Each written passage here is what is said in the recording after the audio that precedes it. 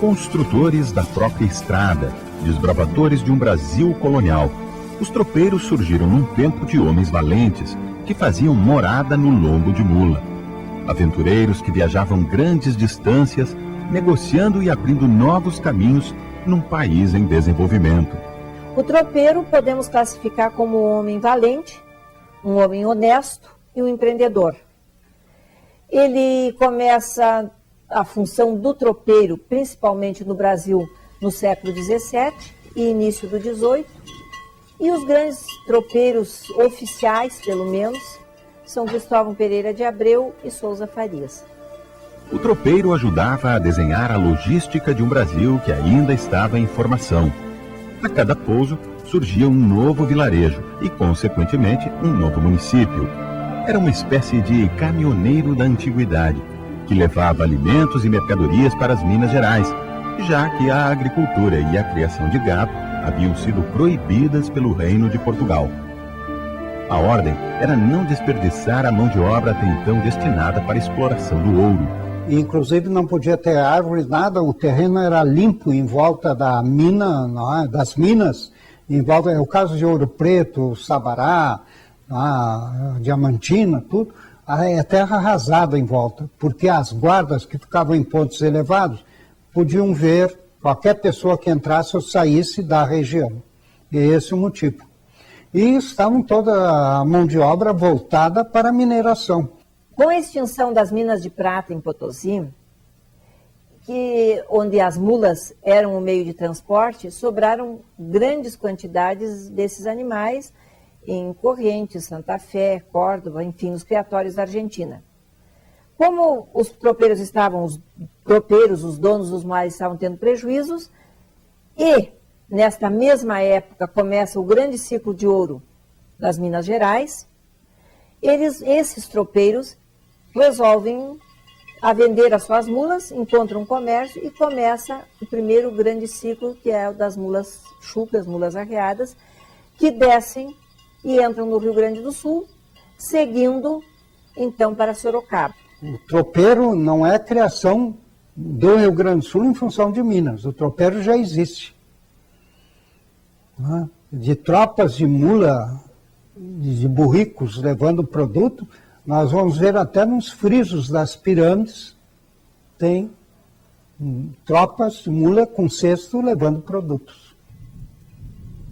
De Sorocaba, elas são vendidas e vão se transformar então em mulas arreadas, porque aí elas vão transportar mercadoria, vão para as minas de ouro nas Minas Gerais, ou vão para as fazendas de café, algodão, açúcar, enfim, para os vários transportes que se fazem necessários no Brasil. A comitiva era formada por 10 pessoas. Na frente vinha o cozinheiro, que não tinha nenhuma responsabilidade com a tropa. Ele chegava, montava a cozinha, fazia a comida, levantava a cozinha e ia embora, na frente da tropa. E já ia para outro pouso que ele conhecia, adiantando o almoço até a chegada da tropa. O segundo elemento é o madrinheiro, geralmente um adolescente dos seus 14 anos, 15 anos, 16 anos. Esse menino, ele levava uma tropa, uma mula de traia, uma mula cargueira de traia, e a égua madrinha. A égua madrinha com o cincerro no pescoço, que ia conduzir a tropa. Ao lado do menino vem o capataz, ou o dono da tropa, que vai na frente, alertando para os perigos, determinando os caminhos, tal, o capataz. Ao lado da tropa e atrás da tropa vão os peões. Aí uns 6, 7 peões. Eles vão conduzindo a tropa, alongando a fila.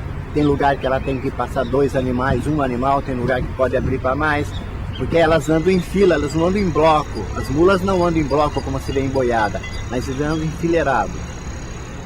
Então tem os peões que ficam do lado e atrás.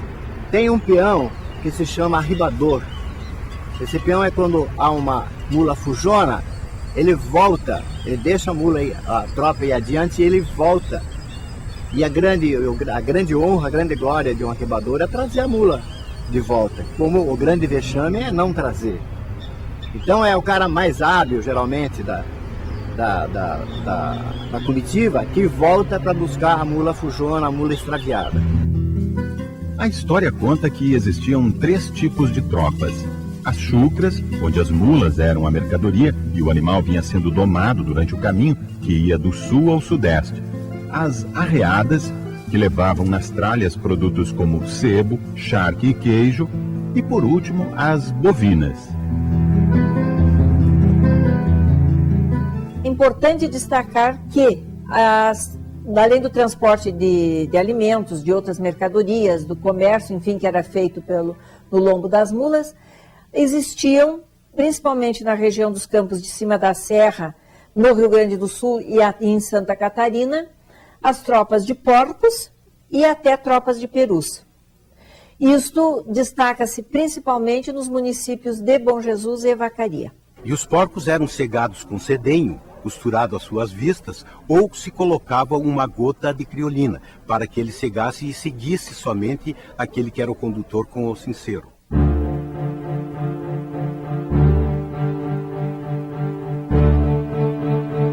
Os 4 caminhos oficiais, os 4 grandes caminhos são o caminho da praia,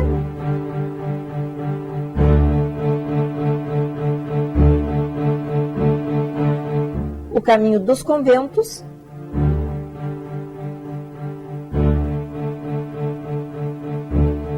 o caminho do Cristóvão Pereira, conhecido também como Caminho Real,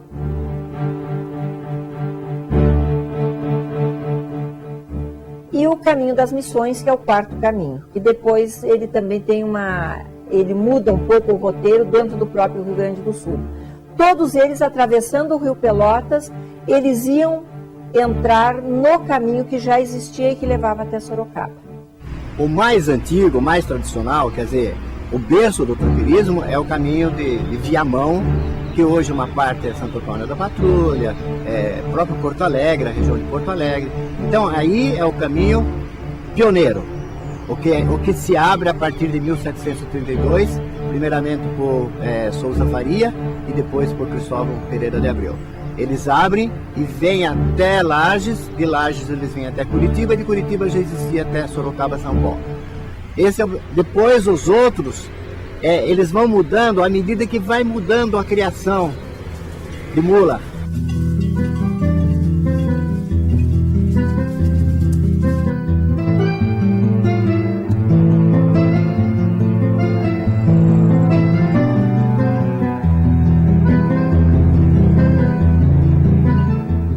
Com a abertura do caminho das tropas de Santa Catarina para o Rio Grande do Sul, através de Francisco de Souza e Faria, saindo de Araranguá para Vacaria, e depois com Cristóvão Pereira de Abreu, fazendo o caminho de Viamão a Vacaria, foi necessário que houvesse alguma movimentação em Vacaria. Qual era a sua produção? A produção era o gado, então surgiu a figura do tropeiro.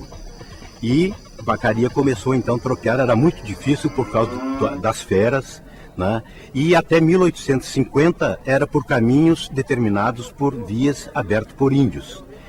Posteriormente, abrindo esses 2 caminhos, até o gado que vinha da fronteira, principalmente de Passo Fundo, obrigatoriamente teria que passar por Vacaria, chegar ao Passo de Santa Vitória, que era o primeiro ponto arrecadador tanto do Império como da província de São Pedro e posteriormente de Vacaria. Chegam na região hoje São Francisco de Paula, seguem para leste, vêm atravessar o Rio das Antas no Passo do Matemático, entram nos Campos de Cima da Serra e seguem então onde hoje é o município de Bom Jesus e fazem a travessia do Rio Pelotas no Passo de Santa Vitória.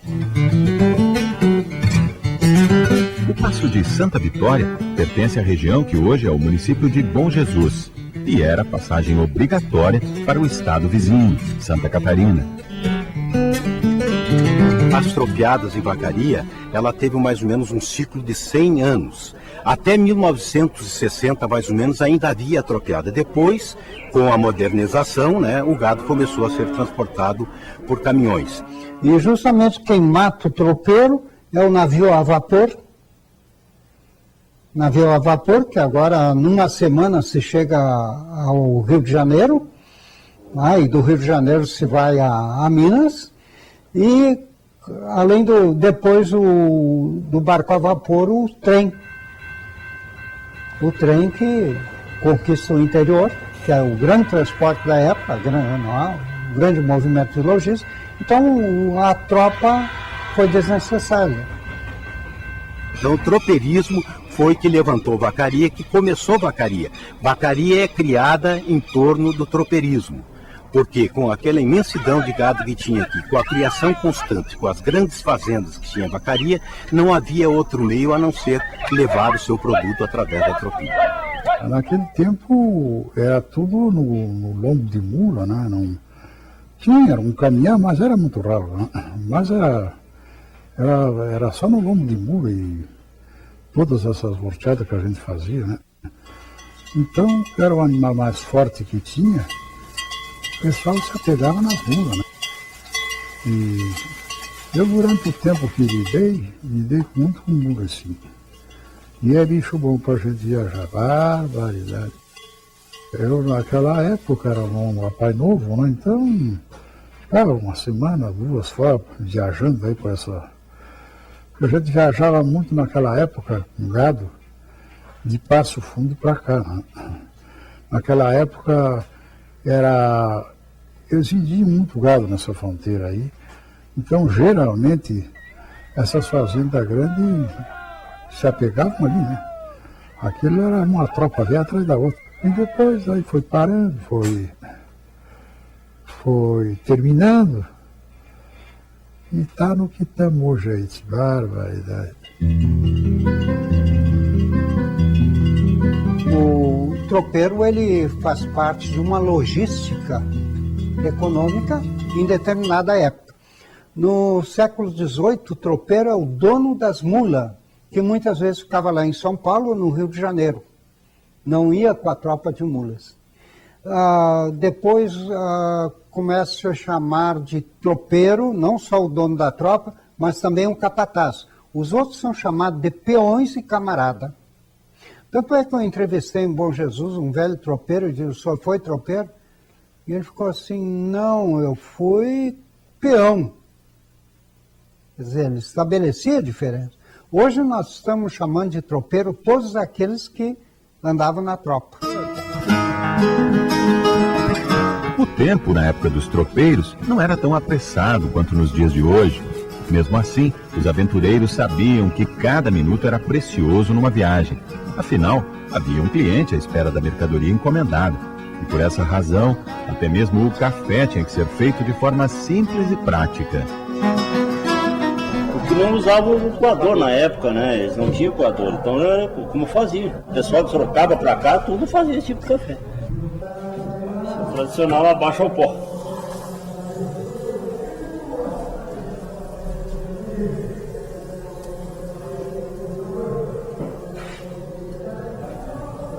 Tá pronto o café. Podemos servir.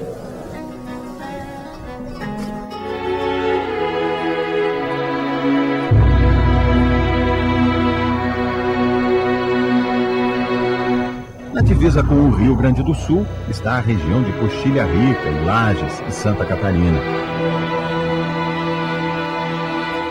O lugar foi ponto de passagem de tropas ainda no século XVIII, servindo de corredor comercial para a venda de animais e mantimentos que eram transportados entre a capitania de São Paulo e o Rio Grande do Sul. Aos poucos, alguns viajantes ficaram pelo caminho. Toda parte dos fazendeiros aí compravam a Coxilha Rica inteira, né? E naquele tempo era a pé. O senhor levava 2 dias aqui na cidade. O senhor pegava o gado aqui e ia pesar na cidade, né? E daí ia para a charqueta. Montava numa mula que não era bem mansa, né? Aí ia montar no campo aí, escapava da gente, né? E acontecia coisa. E eu tropeava com trazer sarro na fazenda. Então eu levava uma tropa, mais ou menos, uns 7, 8 cargueiros, longe, que era, 120 quilos de sarro, né? 60 de cada lado. Quando chegava uma altura, a mula diateava, derrubava a buraca, o cesto de sarro, então tinha que laçar aquela mula no campo para pegar depois, a areia, amarrar numa árvore, botar o casaco na cabeça, não dar curso para poder carregar.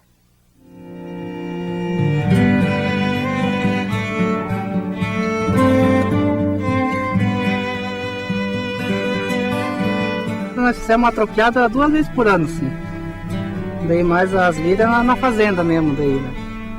Nós temos campo arrendado pra lá e daí tem que tropear daí. Essa viagem nós faz só aqui dentro, no interior mesmo aqui. Só daqui. De lá até pra cá. Fizemos uma média de 50 quilômetros, daí tem que ir parando, né, pro gado descansar, porque é um gado muito cansativo demais. Meu pai já passou já por essas lidas, assim. Meu pai era domador, né? Domador, laçador. Eu sou metido também, gosto. Eu gosto bastante.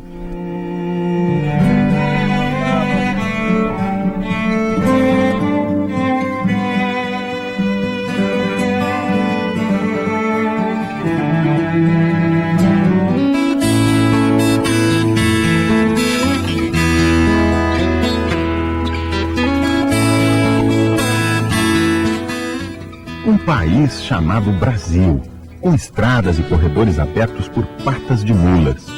As façanhas do passado não são esquecidas pelos tropeiros de hoje. A história é mantida viva, a paixão ganha força e deixa de ser somente um resgate. Vira um movimento de preservação do passado. Um movimento que, inclusive, até hoje, nós vivemos ainda do tropeiro. Coisas deixadas pelo tropeiro, os costumes, a medicina caseira. No campo não tem todo o remédio que a gente precisa está no campo. É para curar um cavalo, é para curar qualquer coisa. Se você precisar, está no campo, né? Então a gente que já foi neto de tropeiro, filho de tropeiro, a gente sabe disso daí.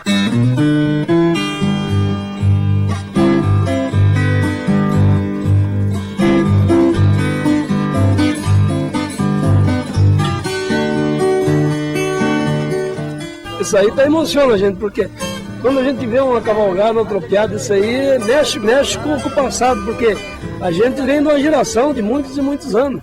Então isso aí, o que mexe com a gente hoje, porque o passado da gente já foi assim.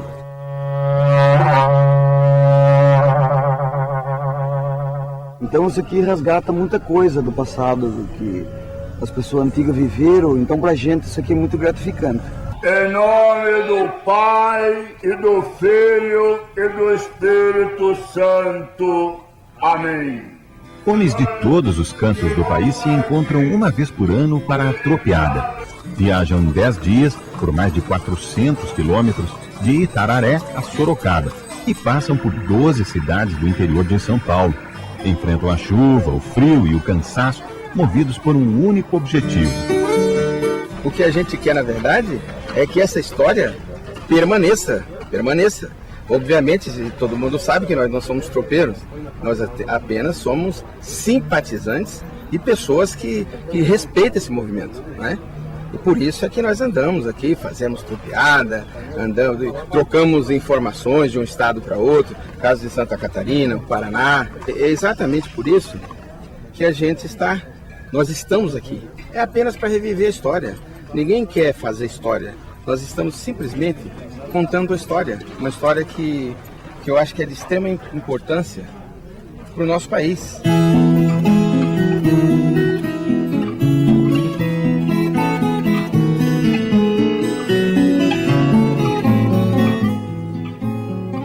O tropeiro ele sai daqui para formar lá embaixo. Ele não vem lá de baixo formar aqui. Então quem é que vai formar o Rio Grande do Sul? Eu vou dar uma ideia bem clara para você. O gaúcho, ele é tido como corajoso, briguento, é belicoso realmente, o que tem de revolução, o que teve de revolução. E quem é que foi formar o Rio Grande do Sul? Foi formar o bandeirante, que era um belicoso. Ele ia brigar com os índios, ele ia escravizar índios.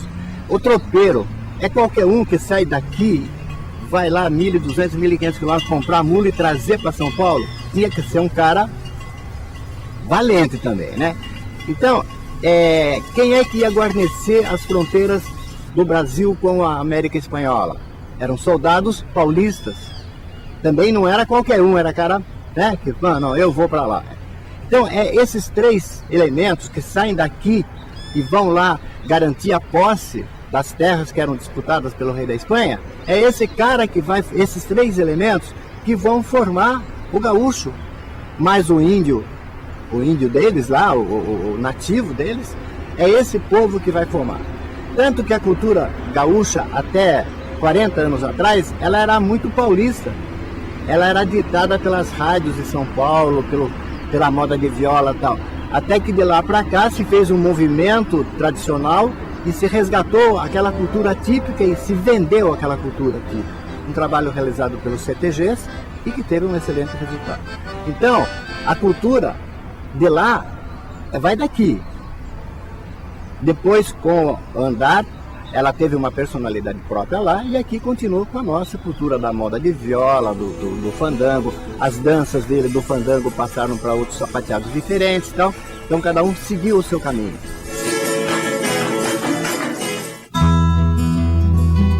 A cultura, ele tanto levava o tropeiro quanto levava como trazia. Ele tinha os seus traços culturais, os seus hábitos, os seus usos e costumes, a sua maneira de vestir. Para onde ele ia, ele levava isso, o seu linguajar, as suas expressões. O gaúcho ele surgiu num grupo de excluídos sociais em Santa Fé, hoje Argentina, tá? E de lá ele foi se esparramando pela campanha. Então o gaúcho do século XVII, século XVIII, ele é um grupo social, tá, de excluídos e que habitam a área da campanha do Rio Grande do Sul, do Uruguai e da Argentina. Então esse é o gaúcho histórico. E nós podemos então estudar esse gaúcho através de documentações militares, de polícia e através dos viajantes. A questão da bota, da bombacha, se tornou muito conhecida porque é uma vestimenta prática. Porque andar a cavalo meses com uma calça apertada fica difícil. Essa roupa aqui faz o sentido. Você andar a cavalo, você se sente à vontade. Ela é própria para andar a cavalo. Então, se eu pôr uma calça jeans, eu me sinto mal em cima do animal porque aperta. Se você viajar, ela te judia. Então, se você usa essa roupa, você está à vontade em cima do animal. Para você montar, qualquer coisa de movimento que você vai fazer no animal, você está livre. Então, se você pegar uma calça americana e pôr uma cinta americana para você viajar, ela não vai funcionar. Ela vai sempre te incomodar você na viagem. Então, você usa um bombacho, que daí você tem espaço, você viajar, conforto. Então, é esse tipo de coisa que a gente usa o bombacho. E a gente acostumou com isso, carrega isso, né? Será que vai morrer assim? Você pensou eu morrer vestido de bombacho? Vai ser bom. Então quando entra a bombacha, que o gaúcho começa a usar a bombacha, ele começa a usar e ele vai levando e as pessoas vão vendo que aquilo era fácil, era bom. Então por isso que nós temos muito que o tropeiro, a roupa do tropeiro é a roupa do gaúcho. Nem sempre. Nem sempre. Porque ele se vestia de acordo com a sua tradição, de acordo com a sua origem, de acordo com o seu poder aquisitivo, de acordo com a sua classe social. Porque eles não iam botar o negro escravo de bota e bombacha. Ele usava aquela vestimenta comum que ele usou sempre. Não tinha outra coisa. Agora, conforme as pessoas podiam, iam adquirindo essa maneira de vestir porque facilitava. Essa calça de boiadeiro é o seguinte: o boiadeiro ele não tem muito dinheiro, então ele não pode esbanjar. Então cedo ele veste essa calça aqui para proteger do suor da mula, do suor do cavalo. Às vezes ele vai curar o umbigo de um bezerro, ele cura lá e passa a mão aqui, limpa, o lepecide aqui. De tarde ele tira isso aqui, pode ir para a missa, pode dançar um baile, ele está limpo. É a proteção. No Rio Grande tem os gaúchos usam o tirador para proteger, para não cortar a bombacha no pialo. Nós aqui usamos a calça de couro. Então, a gente usa a calça de couro e a gente passa sebo direto na traia. Então, o sebo engraxa a calça, que nem essa calça aqui, ó. Faz 4 dias que eu estou usando ela. E essa calça aqui é facinho de lavar. Se ela sujar muito, eu vou ali e passo uma água nela, dentro de 2 horas está enxuto. Então eu ponho essa calça de couro aqui, ó, que o sebo que eu passo na traia fica nessa calça e a minha calça está limpa. De noite eu só ponho uma bota aqui, vou ali, danço um fandango, alguma coisa, eu tô prontinho para outro dia, ó. Esse sovel foi trazido para o estado de São Paulo na Revolução de 35.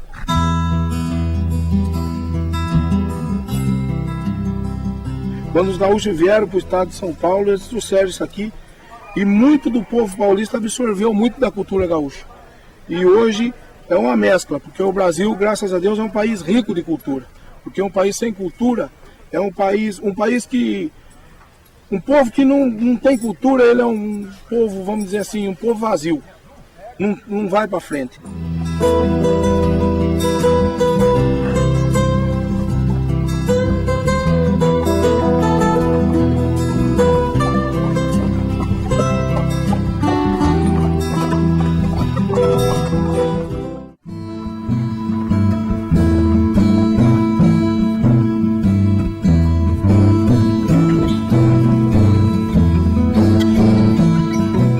Homens de negócios, viajantes respeitados.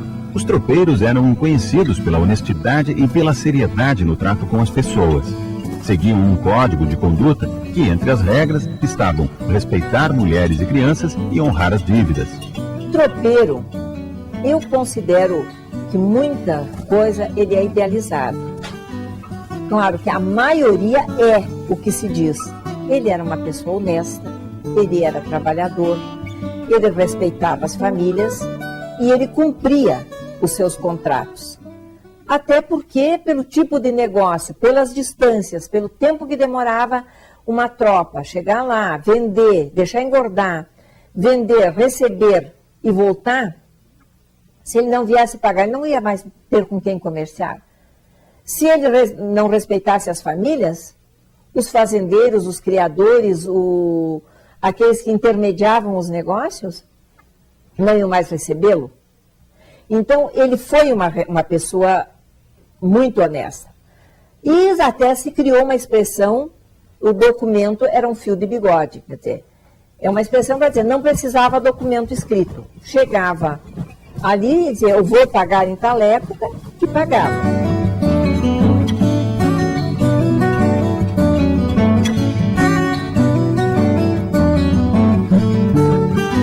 Ele tinha que ser honesto, senão ele perderia a freguesia dele.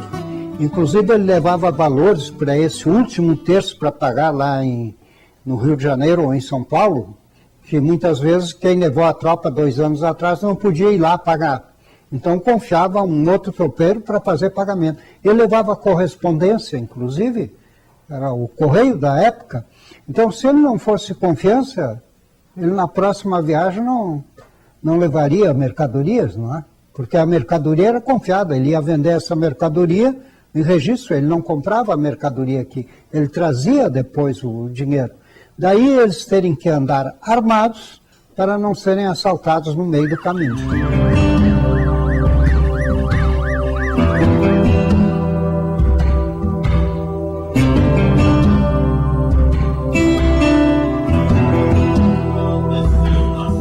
Hoje a gente ainda presencia nesse comércio que tem da turma da traia, da argola, de uma barrigueira, de uma cinta que seja comercializado, ainda é feito no negócio do fio de bigode. Que ele fica de voltar tanto, mas volta daqui 30, 60 dias e não tem cheque. É na palavra do negócio, né? As negociações dos tropeiros dos dias de hoje viram uma espécie de jogo, um desafio, onde nem sempre a vitória faz parte das regras. Quanto que é de volta? Não. Sem conta. Sem conta, louco, rapaz. Quanto vale, Miguel? 1,50. Eu quero 100. 100? Quanto verda? Eu vou 60 pontos. 60? Tá bem. É coisa antiga, né? Coisa de... É um comércio. Vamos dizer, é o tropeirismo, né? Então não tem tropa para negociar, nem negocia agora com fivela. Uma hora você ganha, uma hora você perde, assim vai indo. Vai caindo e vai levantando. O tropeiro, ele age com a sua mula a mesma coisa de uma mulher com os brincos. Ele quer enfeitar sempre mais a sua mula. E cada um vai àquele concurso. Quem que tem a mula mais enfeitada chama mais atenção. Os tropeiros têm que passar de pai para filho, né? E assim vai passando de geração para geração. O que está acontecendo? Um tropeiro velho morre, cuidou a vida inteira de sua tralha para o seu neto, para o seu filho vender aí, preço de banana, né? O que está acontecendo hoje? vai ficando na mão de colecionadores. Futuramente não vai ter mais, não vai existir.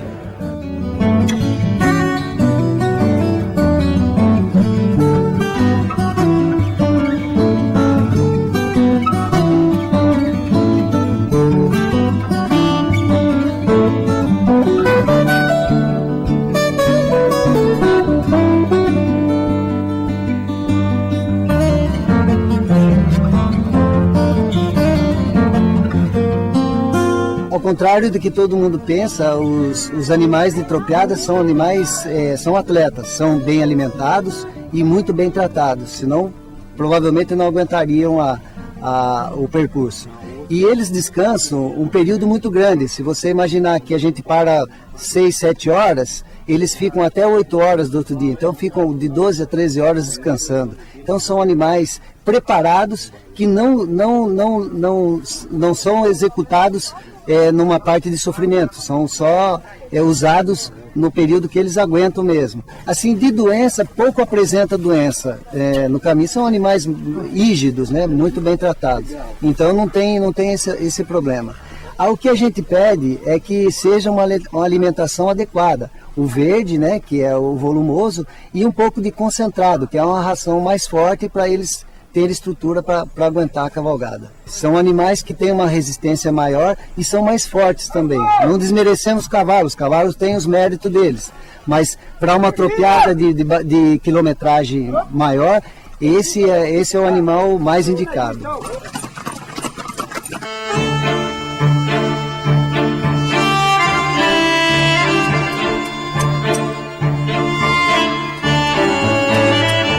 Se a gente, os cavalos não andam, né? Se não tiver como cair uma ferradura, se a gente tiver presente, como o bicho vai andar sem ferradura também, né?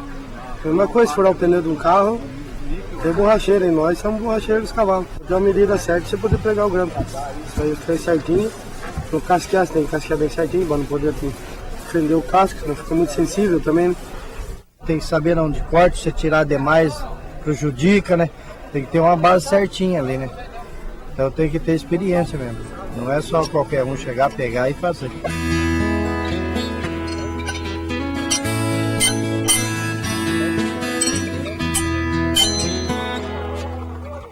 Tropeiro no interior de São Paulo ou em Paraty, no Rio de Janeiro.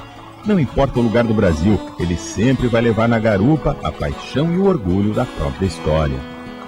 Que a gente está resgatando desde a tropa ao tropeiro. Então a gente está buscando, e cada um tem uma novidade, igual a gente está agora buscando o que é como se vive o tropeiro.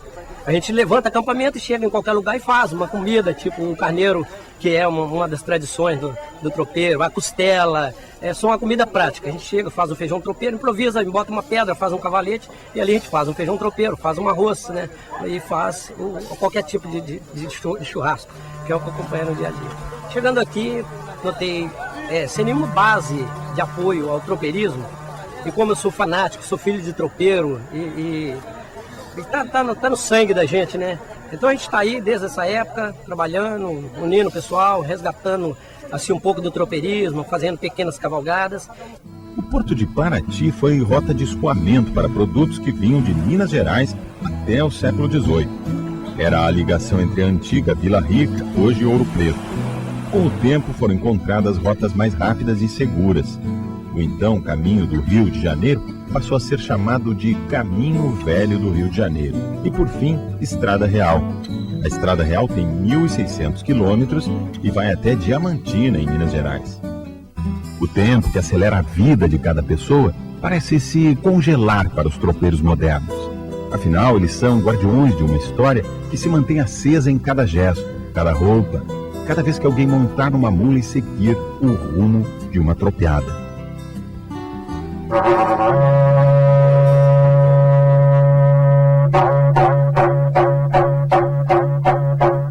Quando eu repito esse berrante, eu falo do peão e do tropeiro, que leva alegria por este mundão inteiro.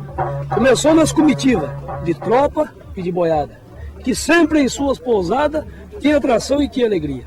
Ali tinha violeiro, poeta, bons cantador, homens destemido e ligeiro, toureiro e bom domador. Foi assim que começou, vocês podem acreditar. que festa onde tem peão, muladeiro e tropeiro, a raiz do brasileiro, e nunca há de fracassar. Vamos, Brasil! Brasil dos tropeiros, dos boiadeiros, a riqueza do nosso país. Tropeiro velho, que tanta tristeza, esconde o rosto na aba do chapéu, olhos cravados no fogo do chão, olha a fumaça subindo pro céu, quebrado na ponta do chapéu na testa, esqueça os seus 80 jaleiros, repare os campos, lá vem a boiada, pela estrada gritando os tropeiros. Tropeiro velho não levanta os olhos, não tem mais força, é o peso da idade, acabrunhado à beira do fogo, está morrendo de tanta saudade. Acabrunhado à beira do fogo, está morrendo de tanta saudade.